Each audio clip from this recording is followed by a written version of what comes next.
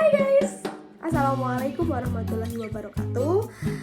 Kenalin, nama aku itu Hera Nelita Ida Julianti. Aku mahasiswa Prodi Teater ISI Surakarta angkatan 24 dan sekarang aku udah semester 2. Jadi guys, aku bakal ngisi konten pertama aku ini dengan mereview sebuah buku teater tentang bermain drama dari Rendra.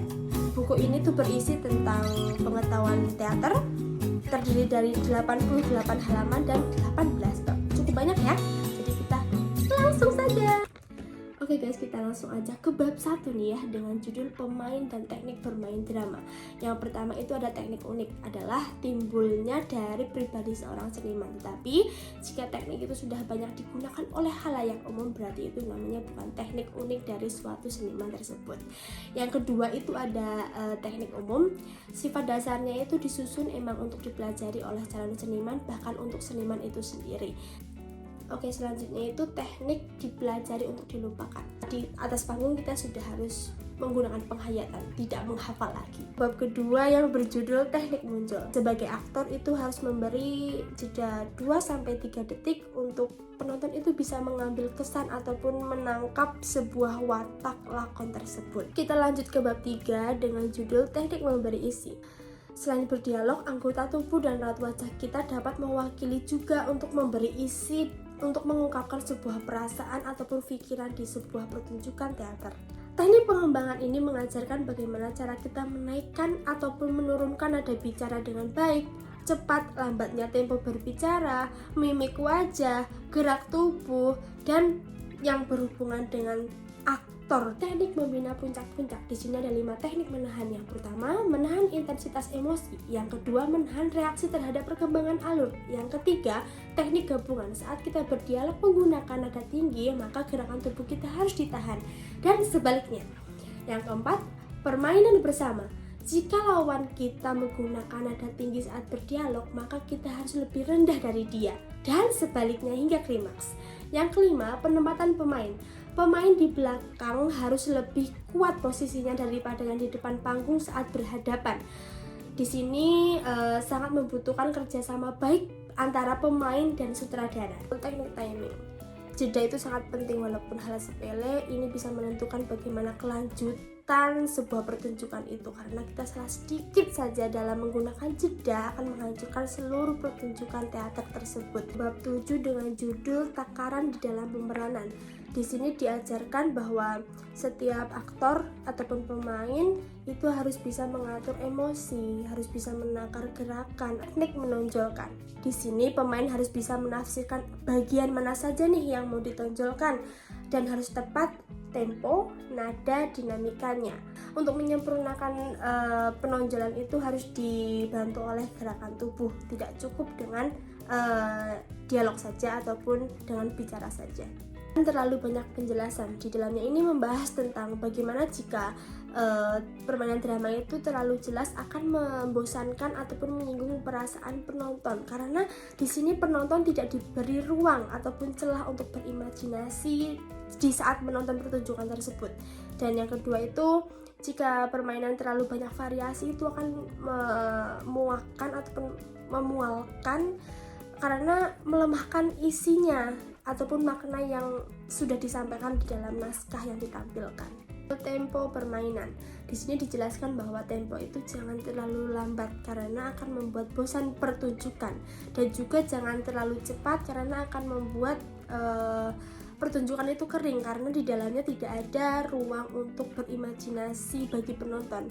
Dan juga harus diperhatikan jedanya, jangan terlalu sering apalagi terlalu lama. Irama di sini bisa menjadikan sebuah daya tarik ataupun keluasan, karena di dalamnya ada irama warna, irama gerak, dan irama suara. Sikap badan dan gerak yakin. Di sini diajarkan bagaimana kita memperhatikan, mendengarkan, melihat lawan main kita dan bagaimana respon kita selanjutnya. Di sini juga diajarkan bagaimana kita mengatur nafas agar tetap rileks di atas panggung teater dan tidak mengalami nervous. Dan di sini dibahas juga bagaimana kita harus bergerak dengan motivasi ataupun ada alasan. Di sini diajarkan bagaimana kita cara jelas dalam berartikulasi. Pengucapan yang jelas akan mudah dalam menyampaikan pesan yang ada di dalam naskah kepada khalayak ramai ataupun penonton. Menciptakan peran. Di sini ada dua pendekatan, yaitu pendekatan imajinatif dan terperinci. Imajinatif ini spontan dan otomatis, sekali baca langsung tertangkap imaji perannya. Pemain harus peka dan cerdas.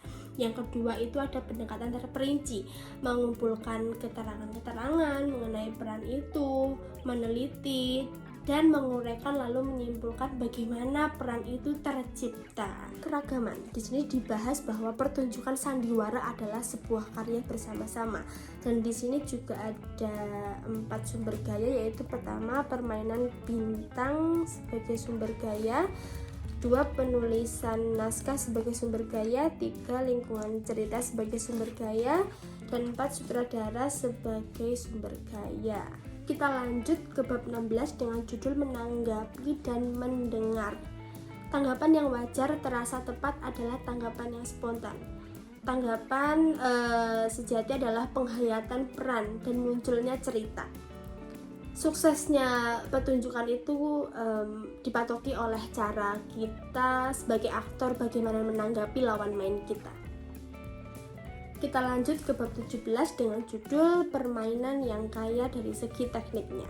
Di sini diajarkan untuk melatih peralatan jasmania seperti suara, kita bisa mengolah vokal, tangan kita bisa gunakan untuk melukis, untuk membiasakan kelenturan, lengan, kaki, leher, bisa dengan yoga ataupun olahraga lainnya. Penguasaan akal, kita bisa menguasai pengucapan, kuasai tubuh, kuasai anggota badan, imajinasi, intuisi, reklamasi, berkisah, dan berpidato.